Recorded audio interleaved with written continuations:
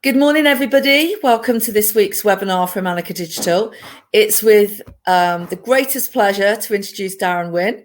Darren and I have been working together for over 10 years, and he is my co-director. And so he's going to introduce himself in a minute. And we're going to be, Darren's going to be talking about OKRs, and I'm going to ask him lots of awkward questions, which is my job. So as most of you know, we will be sending out the recording later on. So I'm going to pass over to Darren straight away. I'm going to turn my video off and my mic off, but I will be monitoring the chat, and then I'll come in about 5 to, and then we'll have a bit of a chat at the end. So good luck, and I'll speak to you in about 50 minutes. Thank you. Great. Thanks, Anne. Hi, everyone. Thanks for coming to the webinar today. The webinar is going to take a slightly different view to previous webinars in that we're going to actually talk a bit about Anicca Digital today. We'll talk a little bit about OKRs and how we've implemented them into our business to better manage our strategy going forwards. So I wanted to really give some insight into Anicca today. We'll discuss OKRs and what they really mean for us, and hopefully maybe you'll have a look at the OKRs and how maybe they'll work for your business, so we can start to refocus efforts towards more strategic goals. Here's the contents for the day. I'll start by talking a little bit about myself for a little bit. Then we'll move into section 1, which is all about strategic planning, goal setting, OKRs. We'll go through setting and implementing OKRs and talk a bit about our experience over the last 6 months with using OKRs. And I've actually got a 4-step process for actually how to implement those OKRs yourself into a business. Then we'll go through section 2, and there's some additional approaches there and some resources that I just wanted to share with you. One of the main ones is a profit-first approach that we're now using for our business, which has been really successful. And then we'll go through a bit about how we manage our teams and how we handle HR and some considerations regarding that. And then if we've got any time left, if I haven't talked too much, we'll go into tooling costs, and we'll talk a little bit about softwares as well, and some of the different tools that we use and the ways that we've actually used them to engage with the teams. I can't see the chat, so if there's any questions, and I'm sure you'll shout out as we go along, otherwise I'll answer them all at the end. So a little bit about me. My background actually is in paid media and advertising, which I did for probably about 4 years at Anicca Digital, before I eventually sort of wound up in operations, managing teams more broadly and helping out in lots of different areas like finance and HR. Eventually from operations, I moved across and joined Anne and the rest of the team at the time on the board of directors. And I've been a director at Anicca Digital for the last 7 years or so. COVID's been an interesting time for me, as I'm sure it has for everyone. I started a degree, actually, an MBA in 2019, which lasted all the way up until about 2 months ago, and actually started a family during lockdown too. So we had our first baby boy in March of last year, and you can see him there on the right, alongside some other hobbies and pastimes of mine. So snowboarding is a big one for me, and riding motorbikes as well.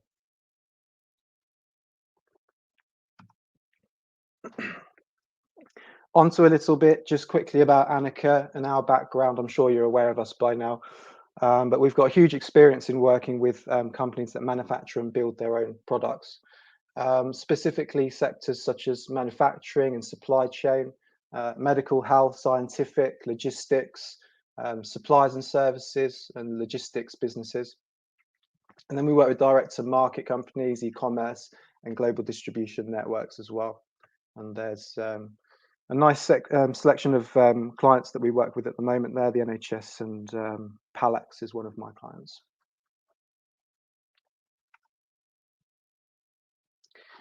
So on to strategic planning. I'm going to go through a few distinctions actually as we go through this, and some analogies that I use in digital marketing. I actually teach one of the days on digital strategy through our DMI course that we run. And there's quite often a lot of parallels that I draw between what digital marketing is and digital strategy and how to implement that, and business strategy as well. So with that in mind, the first thing to bring up really is that every business strategy is different and it requires a different set of objectives and plans to achieve success. So what we'll go through today is Anicca's blueprint for how we manage to reshape and start to strategize with the business, but it's probably going to look slightly different to your business. I also want to give a shout out quickly to Janusz from Grow Your Digital Agency, who's helped support myself and Anne through massive change at Anicca and onwards towards the development of the business and shaping it up to what it looks like today. A lot of the concepts that I'm going to talk about today, I actually we stole from Janusz and his assistants. So I felt it right to give him some credit as we go through and talk about them.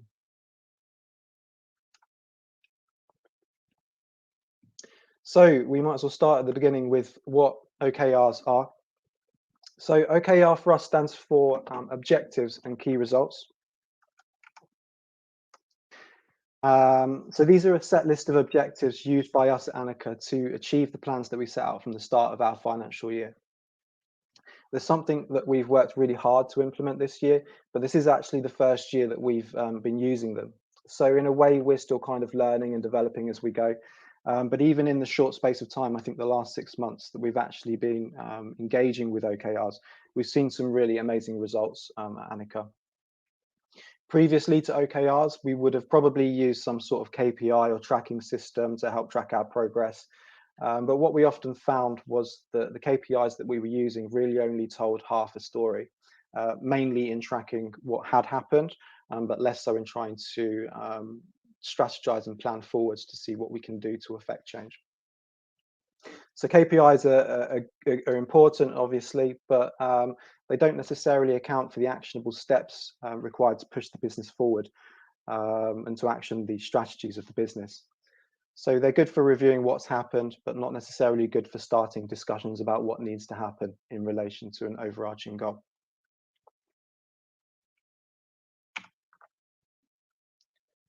We use this quite often to explain what OKRs are and how to actually implement them into a business model. And we use the example of a sports team, and in this example, it's a Superbowl, but it could be any sports team. So we start at the top really with an overarching goal or objective. And in this case, it might be, for example, to make money for the owners. And the key results to achieve that would be to win a Super Bowl and to fill stands to 88% capacity. So we take those two objectives and then we start to filter them downwards. So there might be a head coach and a head of PR, and we start to give each of those team members different responsibilities. So for the head coach, that responsibility could be winning the Super Bowl. And for the head of PR, their responsibility might be to fill the stands to 88%. And then alongside those strategies, they have individual key results to attain as well, which hopefully would allow them to achieve those objectives. So, for example, it could be a 200-yard game passing attack, or hire different players, or get 2 Monday night games are different key results that could be used. And then from that, we then filter down to the team players. So what do the team have to do to actually achieve those goals that then achieve what the general manager is trying to achieve? And we can see then we're starting to structure what the strategy is and then filtering those strategies down to the teams so that everyone has a part to play in achieving what the team or the business is setting out to achieve. So I thought before we cracked on with the OKRs, I'd set the scene a little bit and explain how Anicca Digital has operated in the past. And maybe some of the things that I'm talking about might sound familiar to your own business. Maybe you're part of a team at the moment that's going through massive growth, or maybe you're just noticing that your business lacks some direction or some way forward. And that was certainly the case at times within our business at Anicca Digital. Anicca was always really strong technically, and the teams within Anicca have always been amazing and really passionate and love what they do. So great ideas were often thrown around, and the business was always really busy with activity. But sometimes the business was considered a little bit wild as well, and a little bit unchanneled. And at times, a few people mentioned that Anicca was a bit of a whirlwind. So without good communication and direction and consistent and clear plans, quite often Anicca Digital felt a little bit possibly directionless. And there's a good example of the similarities that can exist within digital marketing. So quite often businesses have really strong fundamentals and really good branding, but they often lack a little bit of direction or strategic view. So they're often bouncing from one idea to the other. And quite often businesses find it really easy to start without having a clear strategy or plan in mind. And then sort of halfway through their campaigns or halfway through the financial year, we realize that actually we don't really know where we're headed, or what success looks like, or the direction that we actually need to take to get there. And I think that's a real shame, because the strategy part is often the most fun part. It gives us all a chance to sit and think and theorize, suggest loads of unique and really cool ideas for where we want the business to be and what we want it to look like in the future. So the plan with setting goals and OKRs for Anicca was to start to restructure and reprogram the senior team, including us as directors, with more focus and more drive towards common goals. So the analogy here was that we wanted to shift from the Anicca whirlwind across to the rocket engine, which was a more channeled kind of everyone focused in one direction.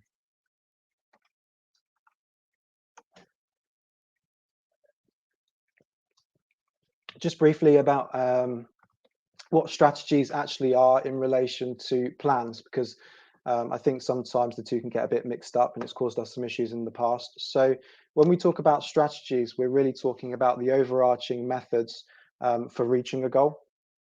Strategies are quite often dynamic in nature. They're more longer term efforts.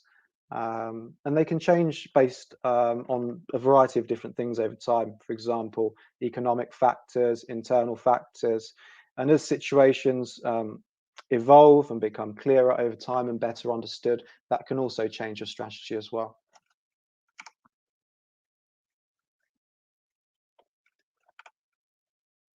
Here's another way of looking at strategy from now. It's essentially the current situation and looking at where you are, and then trying to figure out the objectives and where we want to get to, and then starting to discuss the strategy of how do we get from point A all the way across to point B.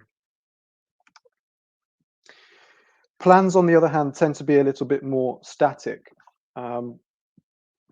Plans outline the steps that we go through to achieve a single objective. And you can have multiple plans, but plans don't change. If a plan fails, then we move across to the dreaded plan B, but we don't modify or change the plan A that was in place. And it's really important, I think, to make that decision, because we at Anicca, we go through a lot of planning, but I'm not always sure that we had a very clear idea of what our strategy was. I think the strategy was often there, but sometimes it was a bit miscommunicated, or sometimes we didn't get the buy-in from everyone that we actually needed to see that plan through, to see those strategies through. So plans are great, but by themselves, they're often quite short-lived. And without guidance of a strategy, I think they quite quickly fall apart.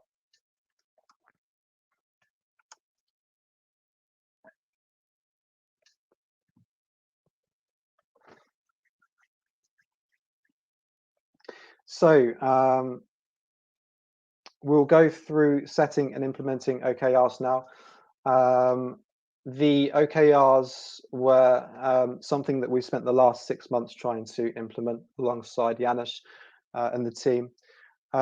It's been a long process and we've gone back and forth a few times, but I think when we summarize what that journey looked like for us, I can really summarize it into 4 steps, which we went through. So the first one was strategizing, so starting at the very beginning and thinking about what the strategy is for us. Step 2 then went into breaking down those strategies into actionable plans. Step 3 then went into working with our SLT, the senior leadership team, and starting to share responsibility out. And then step 4 went through a process of reviewing and shifting and adapting those strategies through the financial year and onwards from there. So I'll go through each of these steps one by one quickly and talk about what we did with each one to move us forwards. So again, similar to marketing campaigns, the best place to start is really with an overarching goal. So that can be your elevator pitch, it's your vision, it's a couple of sentences which really quickly communicate what you're trying to achieve, so that anyone who isn't necessarily aware of all the detail can quickly understand what it is the business is looking to achieve. So when you're thinking about what the overarching goal is, have a think about things from the aspect of using a little bit of emotion, try and be quite aspirational about it, have a think about what the business wants to be and what it wants to achieve, and keep it real to the business as well and to the culture that you're trying to set out. When creating that vision for Anicca, we held a meeting, a brainstorming, where we discussed what that vision should be. And we asked ourselves questions like, what do we want to be known for? Or why does Anicca exist at all? And what's the ultimate ambition for the company? So for Anicca, we came up with the vision that's to be the leading digital marketing agency of choice for the major brands that manufacture or build products. So I think that vision is aspirational, but it also gives a good understanding of who we want to target and what we want to be as well. So just in one sentence, we're able to really clearly communicate what our ambition is and what our place is in the market. Alongside the overarching goal or the vision is the mission, which is very similar in length, but it includes a little bit more of the technical detail involved with how you're actually going to get from point A to point B. So that could be to attract a certain number of businesses in a certain sector, invoice X amount, or generate a certain amount of profit by a certain date. Really, the vision is the dream, and the mission is the reality on how you're actually going to get there.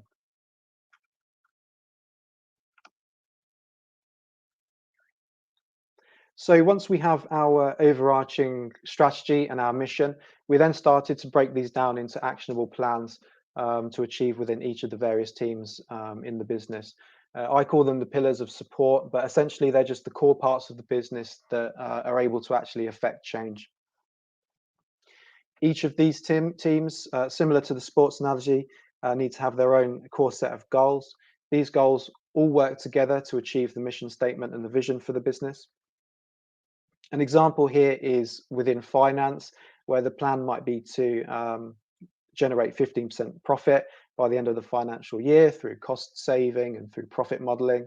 So we'll talk a little bit more about how we actually achieved that and how we actually improved our profit quite substantially through a specific framework later on. But the important thing here is to say that each team has their own plans, which all work together towards achieving that overarching strategy and that mission statement. So once you've achieved setting out these goals, the business can begin to hand over responsibility to the senior leadership teams, who can then begin to break those goals down into more actionable plans.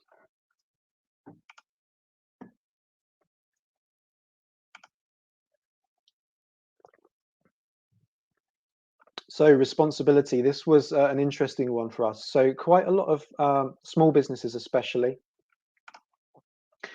survive on the kind of drive and passion of the owners and the founders within the initial years of business growth.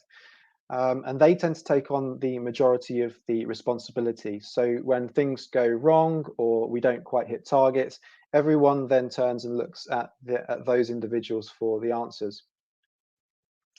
But eventually, as businesses grow, and this is the journey that Anicca's been on, everyone needs to start taking responsibility for their own areas and driving the business forward. And so that responsibility needs to be moved to the teams. So for us, in order to achieve this and ensure that responsibility was actually handed over to the teams in a meaningful way, the board actually removed ourselves from the process at this point. So Anicca Digital has some really exceptional management teams, and the process that followed was meetings amongst just them to establish exactly how these goals are going to be achieved. The teams were tasked with creating 3 goals for each of the business areas, alongside their usual KPIs and measurement tools as well. And another important thing to note here, every team has a key person responsible for that change and responsible for the implementation of that particular plan or those set of goals. So another thing we teach, or I teach within the digital marketing strategy day, is the importance of channel ownership. So in that way, one person can assist with driving those results forwards and has those responsibilities on them, and those responsibilities are quite clearly defined. Quite often in digital marketing campaigns that we find multiple managers responsible for the same channels. So for example, social media accounts, but having one person ultimately responsible really helps drive that project forward towards that one common goal. Responsibility doesn't just stop at the senior leadership team either. Going forward, what we want to do is involve everyone in actually setting these goals for the business. So every quarter, we've started having business planning days or company away days. So that's the entire business having the opportunity to work with the senior leadership teams to just discuss and create goals, which then make up our planned focus for the following quarter. So that way it just gets everyone involved with what the plans are, and everyone starts to feel some level of ownership for them. Everyone's been able to give their input into where the business is going. So we're all clearer on where we need to be and what we actually need to do to achieve the results that we want to achieve.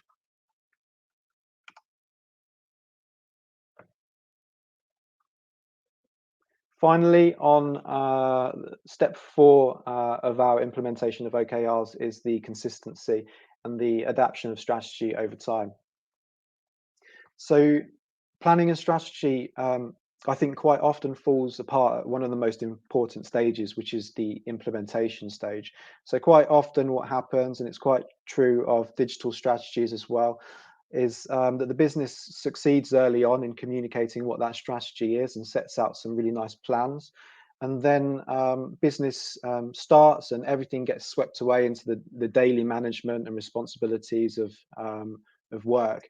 And by the end of the year or by end of the period that you're tracking, there's no review of progress of what's happened, and we're unsure actually whether we've succeeded or failed in the plans that we set out for ourselves.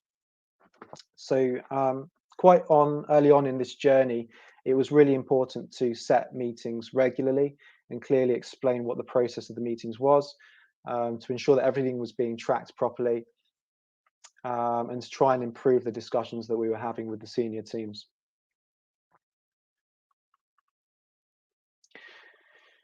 So we started with our Monday morning meetings. So these meetings were put in place to review the OKRs. They're short meetings. We call them status meetings, held every Monday. They last for 20 minutes, and that's a hard stop at 20 minutes. And it gives everyone an opportunity to report back on whether they're on track or they're off track with meeting the goals that we've set ourselves. And these meetings are really, really useful because it means that we can hold ourselves responsible for reaching the targets that we set ourselves. Any goals which are off track, we then take into a separate meeting to discuss why they're off track and how we can get them on track, or if that plan A isn't going to work anymore for us, then we can discuss a possible plan B moving forward in those ways. So the meetings that we have on the Mondays are really important that they're kept short. These meetings are just status updates, but we do find quite often that we start slipping into the detail and discussing a topic. So having a meeting chair that manages that meeting is a really important thing, I think. So I chair the meetings. So what I do if the conversation goes on for too long, I politely ask if we can stop that conversation, and that discussion is then taken offline. And then what we ask is that a solution is found amongst the people responsible, and then reported back to the group at a later stage. After 20 minutes is up, we then go through other business. So it's an opportunity to discuss anything else that people want to raise with the senior teams. And then we create notes from that and upload those notes to Google Drive so that anyone that wasn't able to stay can catch up on those notes later. And then in addition to those meetings, we actually hold quarterly reviews as well, where we deep dive into things like our KPIs, our results and next steps. And we've got some really cool KPI tools that we're starting to use now, which I'll show a little bit later on. But these quarterly reviews are just to make sure that everyone knows whether we're on track or off track, and to what degree we're on track and off track, so that we can get back on track as quickly as possible.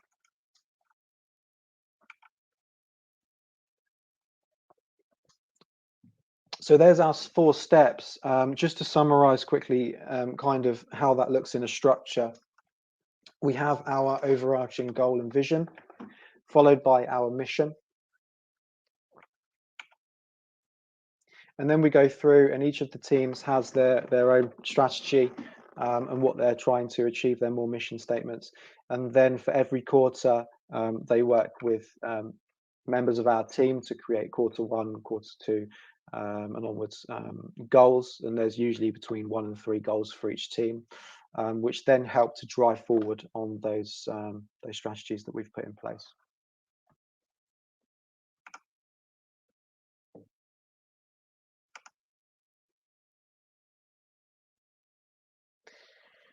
Just some other things on OKRs then. So here are some of the OKRs that we initially challenged ourselves with, and you can see the core areas of the business here that we use. So we've got finance, and we've got sales and marketing, customer service, and we've got operations and delivery as well. And you can see the strategic themes that we've got running across each of those departments. And then underneath that are the objectives that we've set ourselves to achieve those goals at the top.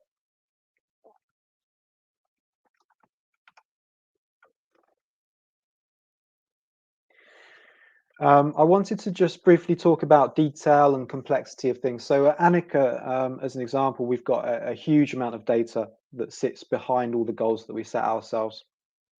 We've got loads of things like marketing plans, utilization rates, sales metrics, cost forecasting, persona mapping, cash flow, the list goes on. And all of these things are vital detail that goes into creating these targets and the overall plans that we've laid out. They all work together to provide the necessary detail for the structure and for the business plan. But what's really important is that the individual teams take ownership of those individual systems and reporting functions, but then only really report on the top level management information on a weekly basis. There tends to be a tendency to want to deep dive into numbers and figures and to share all the facts that go into making that top level data that we're all engaging with. But what we really need to keep in mind as we go through these goals is that everyone should have the confidence that the detail is being managed and is there, and that the group, when we're reporting, only needs to know the most important information. And that's another similarity really between digital marketing plans, especially when trying to communicate digital strategy plans internally. There's a desire to want to revert to showing all the workings on how you reached a certain conclusion. Alternatively, quite often what we find is websites that we audit, and some of the offline marketing efforts that I've seen in the past are quite overly wordy, and we've been accused of that a few times with our previous websites as well. And I totally understand why that tends to happen.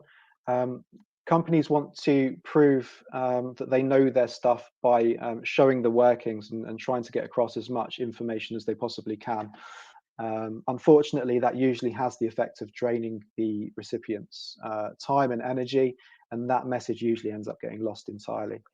So instead of doing that, just focus on the result of the research, and just know that if anyone needs it, the information is there and it's available, and that all the hard work has been done in the background so that the end result that we're presenting is always clean and it's always immediately understood by everyone that's listening. And there's an excellent quote there. I think that's Richard Branson, but I think a few different people have said it. But it's that complexity is your enemy. So any fool can make something complicated, and it's hard to keep things really simple. And I think that's a really, really nice message.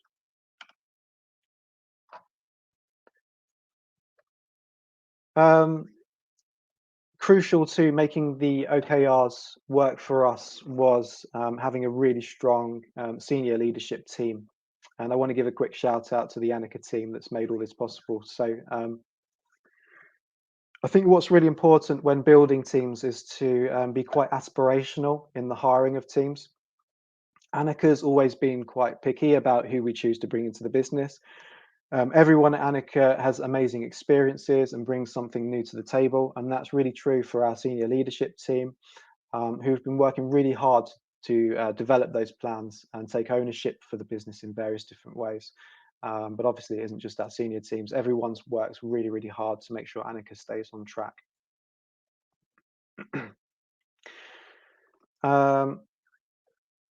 So we've got a really strong leadership team, and everyone's taking increasing responsibility for making sure that the business is as successful as possible. We've worked really hard, me and Anne, to divest some responsibility to the senior leadership team as well. And the senior leadership team have been really positive in taking that additional responsibility on and driving that business forward. Our recruitment processes have become more advanced the further that we've developed. And we're becoming more aware of who we are culturally and what sets us apart from our competition. So having people in the business that are not ethically or culturally right fit for us has led to some conflict in the past. So it's really crucial that we stay true to who we are as a business, the values that we hold closest to us, and make sure that the people we bring in have those same values. We tend to not micromanage much at Anicca, or we try not to. And so we tend to recruit people that are highly self-driven, really commercially astute and honest. And our teams need to be willing to always learn something new and be willing to be proven wrong. So when we're speaking to new potential senior leadership teams or for team members, we keep those values front of mind as we're going through that recruitment process.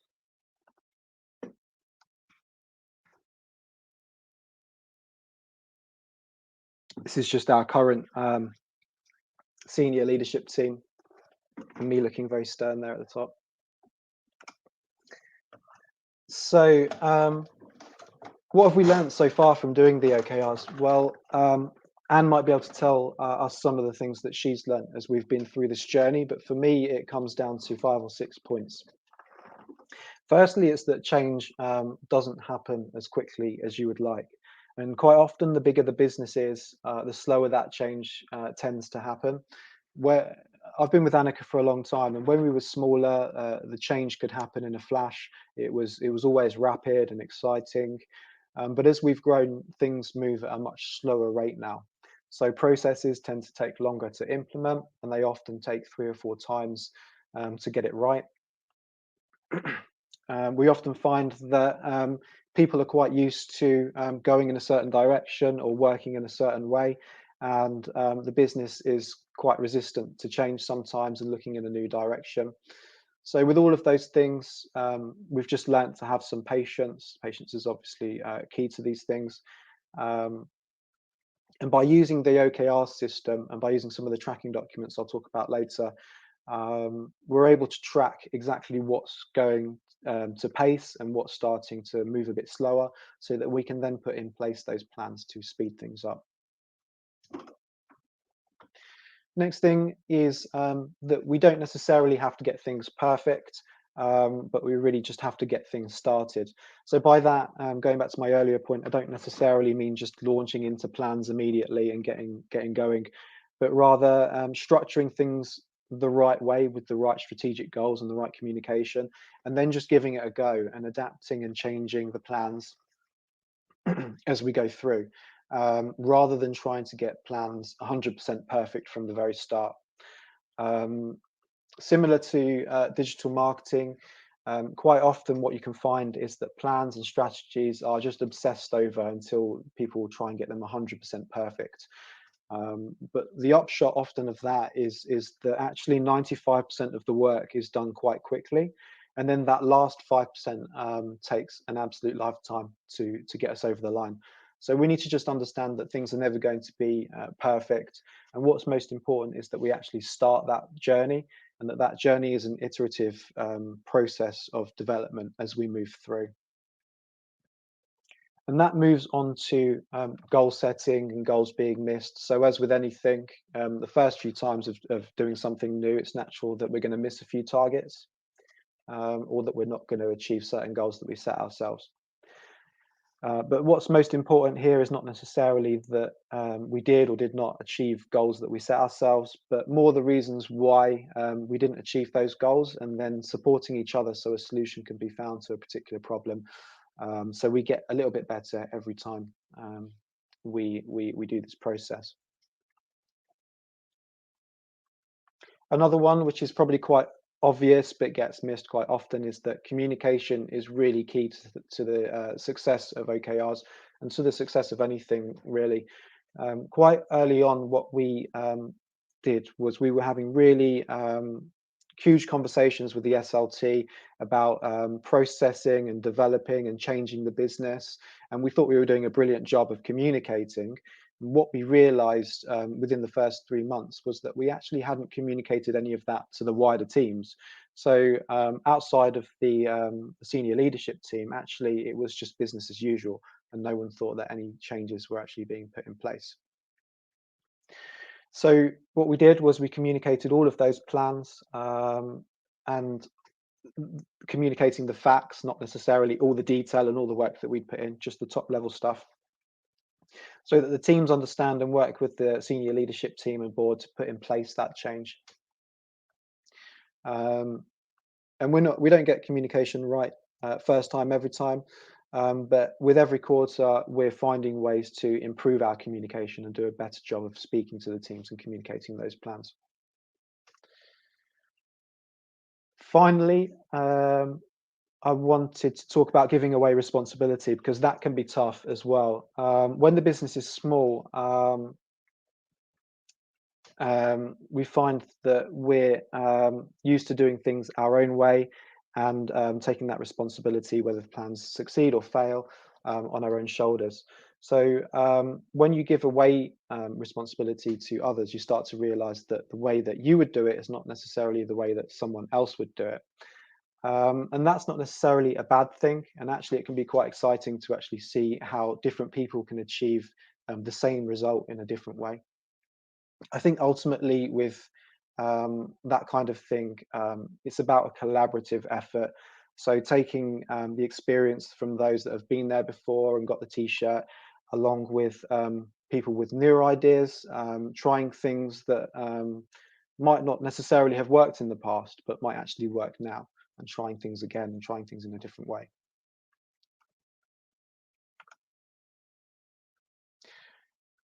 I'm just conscious of time. I think I've got enough, so we'll continue for now. Just quickly on what we've achieved. You're fine, Darren. You've got loads of time. Loads of time. Brilliant. So we've achieved better communication with our teams. New processes are being put in place. We've got increased buy-in from all of our stakeholders. We're improving our profitability and our cash in the bank. Sales targets are being reached month on month, and another shout out to Ange Padfield for helping us achieve those targets. We're successfully implementing team goals.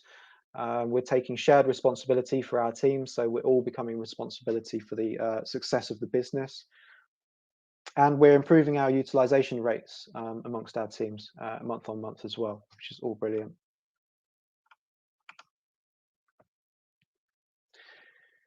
As for what's next at Anicca, we want to put in place increased profit targets in line with some of the industry benchmarks that we've got access to. Improving our communication with the teams is something that we're always going to be focusing on improving. Continued efforts towards utilization rates, improved business growth is something that we're chasing at the moment. We've got new marketing initiatives which are happening all the time. And we've actually got a new website, which we're planning on launching very soon, which is really exciting.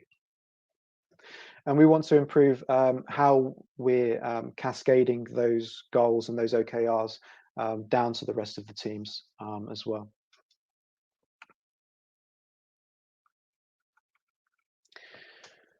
So section 2 is a little bit more specific about some of the things that we've implemented internally. I wanted to talk about some of the initiatives that we're running at Anicca and how they could potentially be of benefit to your business. Some of the approaches that we're using have been really effective at generating additional profitability for the business and driving greater freedoms for our teams and how they work as well. But obviously, some of these ideas, although they're suitable for us, it's not a one-size-fits-all thing. These things may or may not work for you.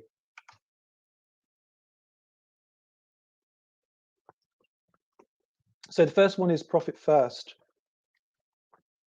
So as part of our restructure towards the OKRs, what we've started to implement is a profit first system into our business model. Let's just see how many. So previously at Anicca, what we would have done is reviewed our costs in relation to the revenue that we generated. So the old traditional way of looking at finance meant that quite often Anicca was absorbing a lot of its profits into its costs in order to grow. So the traditional way that most of us would read a P&L or look at finances would be to have profit as the end result of our activities. So in other words, it's kind of an afterthought. So the profit is the thing that's left over at the end once all the costs are covered. So the philosophy that we use to explain this quite often is in the diet industry with plate sizes. So the diet industry, part of that would say that the bigger your plate is, the bigger your portion size tends to be. So if you were to want to lose weight, one of the ways that you could go about doing that is actually just to reduce the size of the plate. And that's really similar to how we're looking at profit first now. So we are now holding profit as the most important thing to the business. And what we're actually doing is taking this profit before anything else is taken out. So in this way, we immediately reduce the available budget that we then end up spending on other operational costs or additional costs. So in this way, if our available revenue after profit and obviously after things like taxes, which are important, if our available revenue after those things are taken out doesn't cover our costs, then we work really hard to reduce our costs. But one thing we never change and one thing we never reduce is the profit that we take.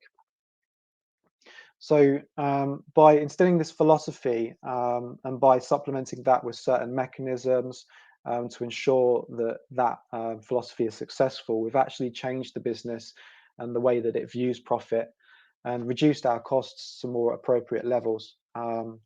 So one mechanism that we're using to implement this profit first approach is that we're actually removing profit from myself and Anne's line of sight entirely. So Randir is our finance manager. At the start of any given month, he takes the profit and pushes it out to a separate account, which we get a statement for once a month, but we don't have the keys to those accounts. So in that way, it's kind of an out of sight, out of mind type thing. And that profit is being secured month on month and growing our cash reserves. And another way of looking at it, you cut your coat according to your cloth in relation to the costs and what you can afford.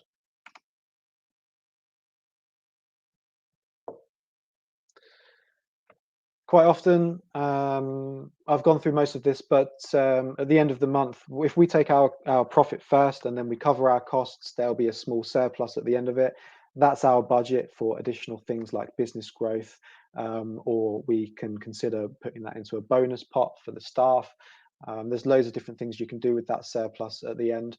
It doesn't need to be taken as additional profit because the profit that we've forecasted, we already have. So that's just money to be spent on the business for business growth. Profit first is an amazing idea, but unfortunately, it's not mine. It's this guy's Mike and Michalowicz. I think I've butchered that, but he's got an awesome TED talk on YouTube, which you can go and watch. It's only about 8 minutes long. He's got a website as well with some really interesting resources that you can download for free on that website. And he's also got a really good audiobook on Audible, which I've listened to a couple of times.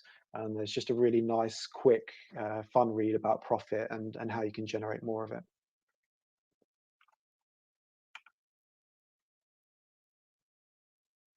On to staffing and HR. And I think one of the things that makes Anicca Digital such an excellent place to work is some of the career planning and the transparency in how we actually operate HR and career development. We've not always been the best at communicating this stuff and creating consistency. And so when we started the OKR process, we actually wanted to try and work towards fixing some of this stuff and making sure everyone had really clear career development plans in place. And for me, that really came down to three critical things that I thought we needed to get spot on in order to improve this process. So those things were transparency of salaries, transparency of career progression and what that means, and then consistency in the communication as well. So when we break down those things, first of all, transparency of salaries. So what we decided to do, myself and Anicca, was commit to a really transparent way of viewing salaries within the business. So the way that we achieved that was actually by publishing salaries internally. And that goes all the way from the most junior members of our team, all the way up to the most senior members, including us as directors as well. So we publish all of those salaries, not specifically for any one individual person, but a bracket, a salary band, depending on job title and position within the company. So by doing that, the upshot is that everyone's really clear on what opportunities exist within the business. And that can then be tied to the second point here, which is on transparency in career progression. So by doing that, we can start to have really detailed discussions with each of the team regarding what's next for everyone's career journey. So with a good understanding of what the potential salaries are, we can start to discuss what's required to get everyone to that next stage, and then start to create development targets and plans so that all the parties, the management, the individual, everyone's clear on what those targets are. And when we next meet to discuss the results, everyone's clear on whether we've actually reached that target or not, so that we can then move to that next salary band. And the final one, consistency is a running theme, I think, but it's particularly important when we talk about reviews. Without the consistency of the reviews and regular open communication, it's impossible to give that feedback and to have discussion about career progression.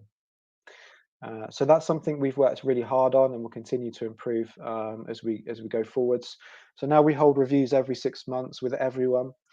And in addition to that, we hold regular keep in touch meetings to ensure that we're constantly having communications with people, and that communication is open. So we're always discussing that career journey with everyone. So by improving on those three core areas, we hope that we've improved the environment where team members feel valued and willing to stay with the business for longer. We invest a lot of time and money to ensure that everyone's trained, either internally or externally. And staff retention is obviously critical to any business, but particularly in the service industry, it is. So we need to make sure that we're looking after our staff.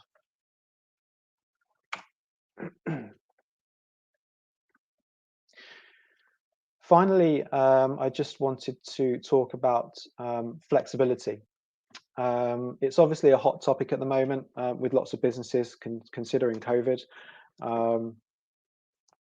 Providing flexible working can be quite a scary thing to offer if a business hasn't previously engaged in flexi working before. Common concerns that I hear tend to relate to concerns over getting across the right business culture, sharing knowledge and ideas, as well as general communication issues as well. And when it comes to those problems, there's no easy way around it. Those problems do exist, and it's just about tackling those issues head on and trying to find solutions to those problems so that we can actually engage with flexi working. So the only solution that really worked for us is to use technology in a number of ways to allow for easier communication and to have regular keep in touch points so that teams can communicate more openly. And I'm going to sound like one of those awful Microsoft ads now, but Microsoft Teams has been really integral for us during the lockdown. We've got an excellent IT manager that's helped support us with the right tech to allow for all of that to happen. And as standard anyway, we provide teams with things like laptops and keyboards and monitors, and where necessary, seating as well, to ensure that everyone can work as well remotely as they would do in an office environment. So since COVID, we've implemented stronger flexi working than we ever have before. Anicca now have the flexibility to work whenever they want. So it could be 9 to 5. We run 37.5-hour weeks. But it might be that someone wants to work part-time. It might be that someone wants to work 4 days a week, but they still want the full salary. So they want to do 5 days worth of hours in those 4 days, and then maybe have Fridays off or have an extended weekend.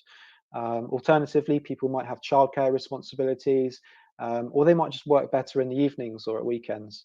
So we try and offer all of those options to people if they need them.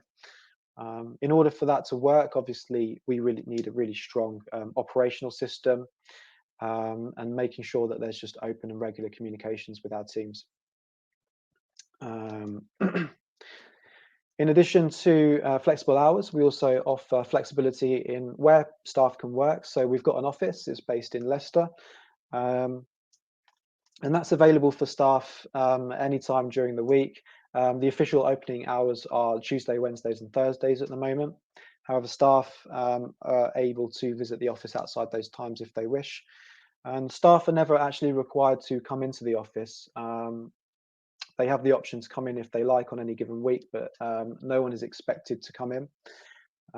What we have instead is 1 day a month where teams are asked to come in, just so that we can communicate plans and meet everyone face to face and have a coffee and a catch up. And providing this flexibility has obvious benefits for team members, but it has benefits for us as well.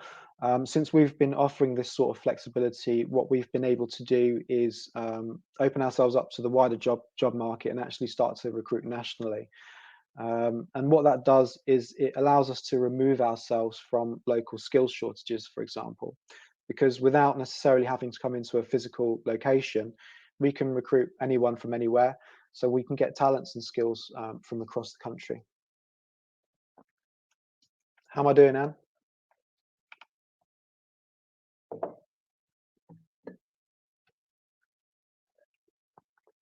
I'll keep going until you tell me to stop. No, you're fine.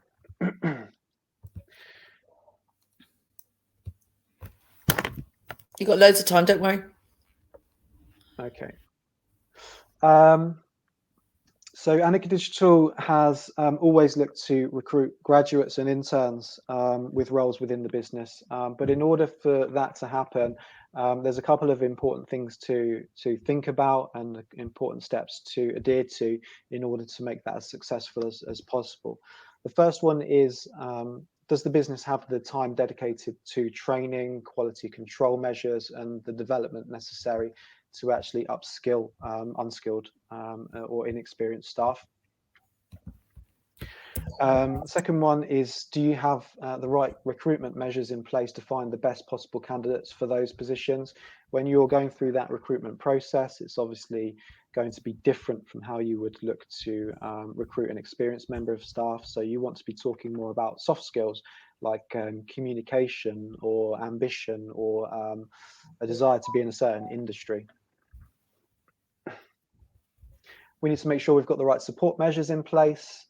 And these support measures go past just training on technical ability. They could relate to things like how to answer phones, how to conduct ourselves professionally in a professional environment or in team meetings, client meetings. All of those training needs are going to be different. And finally, it's about what the balance is between the levels of experienced staff and an intern unskilled staff in the business, and making sure that balance is right.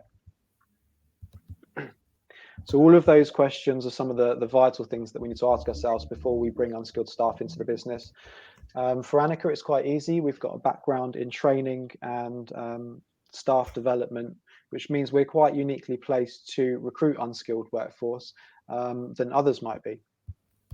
However, even with Anicca, the balance needs to be right. So what we do is we run boot camps. They're 2-week-long intensive kind of training courses,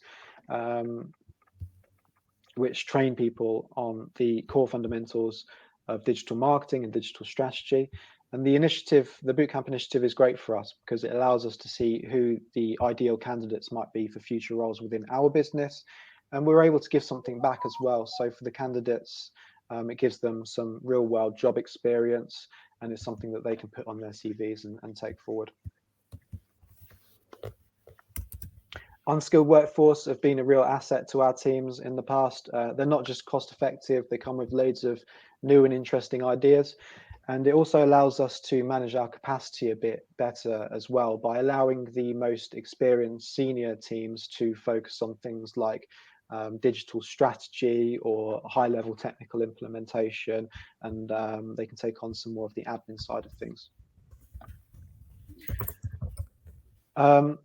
The balance of unskilled and skilled workforce is something that's really interesting to me. During my MBA, I spent a large portion of my time researching that, and it was actually part of the end project that I did as well. So I've actually created a few different frameworks and things that we can use to establish how many interns and graduates to bring into the business against how many senior staff we've got, and then balance that against the nature of a certain business, the industry they're in, and certain internal and environmental factors as well. And it's true to say that interns aren't for everyone, but there are some very clear benefits to recruiting interns.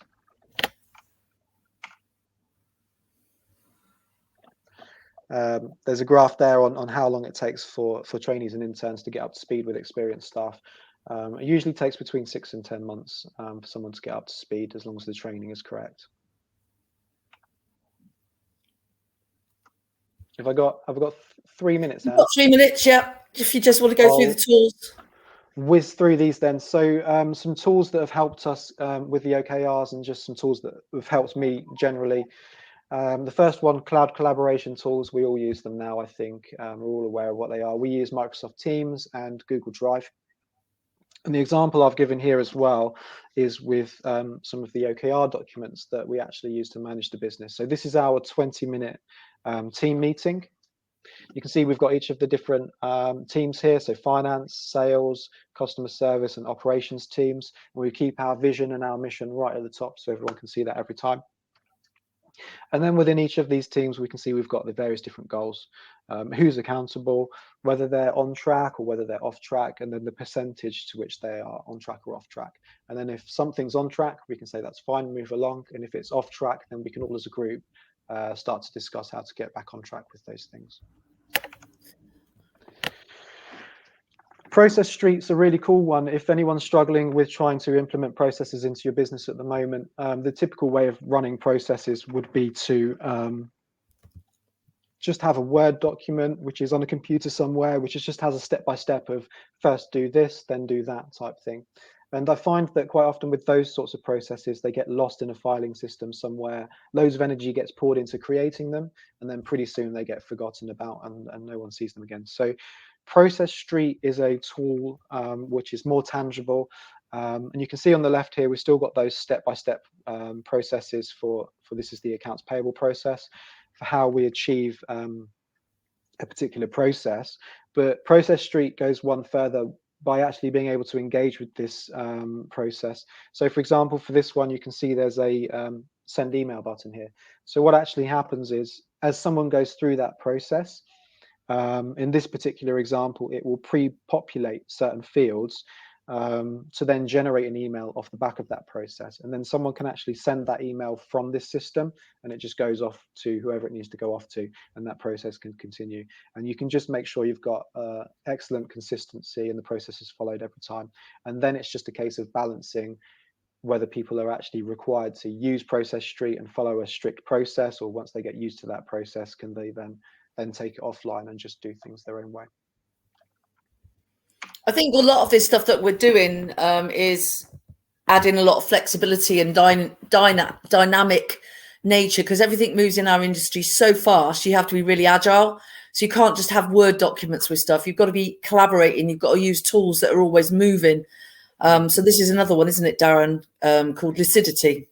Yeah, Lucidity is one that we're just now beginning to implement as part of the OKRs. You can see the structure is very similar. We've got customer service, we've got operations there. And then the benefits of this one is that when we get to our quarterly review meetings where we're discussing KPIs and things, this is a really visual tool. The tendency is to go through lots of Excel sheets and to discuss data in quite fine detail. But with a tool like this, you get a graph and you can see very quickly with each team whether we're on track or we're off track. And it's a really easy thing to set up as well. It's just a case of adding a few numbers in and we can very quickly create those graphs. So we spend less time trying to pour through loads and loads of data and more time talking about solutions and next steps. That's me. Excellent. I thought I did a really bad thing today. I was so excited about this talk that I forgot to do our normal polls. So I thought I'd quickly do a sort of an end of webinar poll. So I'm just going to bring up a quick poll for the people that are in the room. And I wanted to ask people whether they'd heard of OKRs. So for anybody that's still left in the room, you should be able to see a poll appear. Can you see it, Darren? Has it appeared on your screen? Shall I stop presenting? Shall I go through? Yes, you should be able to see. So have you heard of OKRs and do you use them? No, I've never heard of OKRs until this webinar. Yes, I've heard of them and we're not planning to use them. Yes, I've heard of them and want to learn more about it so we can implement them. Yes, we're already using OKRs but want some tips and other insights. So I'm guessing what I'm trying to find out is if any of you have changed your mind, that you may not have heard of them before but would like to use them now. So brilliant. We've had quite a lot of good debate, lots of thank yous. And I'd just like to sort of thank Darren very much for doing his webinar. I thought you were really good. I'm going to have to get you to do another one. I'm sorry. You shouldn't have been so effective. This is next week's webinar. This is from Sarah. Sarah Ross has done a webinar before. She's our senior PR account director, and she's going to be talking about creating content for SEO and PR. So I think that'll be a great session. And then finally, if you've enjoyed today's session and you'd like to give Darren a bit of appreciation, if you'd like to leave us a review, that would be amazing. Mm-hmm. Thank you very much, everybody. Have a great Friday, and you'll get your video in the next couple of hours. Thank you, everyone. Thanks, Darren. Bye. Cheers. Bye-bye.